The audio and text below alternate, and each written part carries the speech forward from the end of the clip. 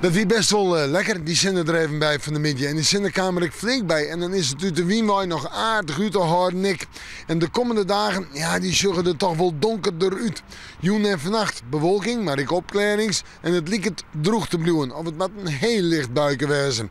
En de temperaturen, nog 14 graden, de hoogste temperaturen op de eiland. De wind uit het zuidwesten waai, matig en krachtig, steeds maar zuid-zuidwest. En die krachtige wind vooral in het kust- en watergebied. Maar ik boven deze maand komt een stevige wind te staan.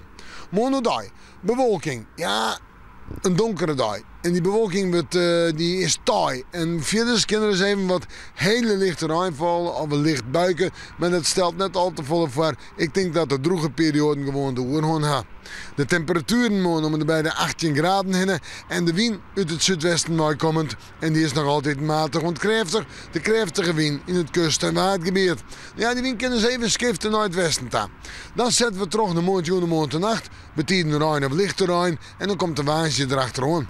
Waasje ik weer een donkere dag met een temperatuur om bij de 18 graden heen. Dus even rein, is even wat lichter rein, maar ik weer droge perioden. En natuurlijk, die krachtige wind stiert er ik nog.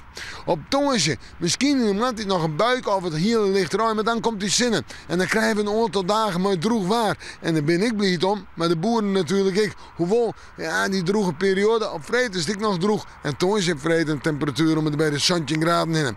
Sneun, ik droeg waar, maar flink wat zinnen. En hoe het verder uitpakt, we met de morgen. Maar weer even in het waarsje.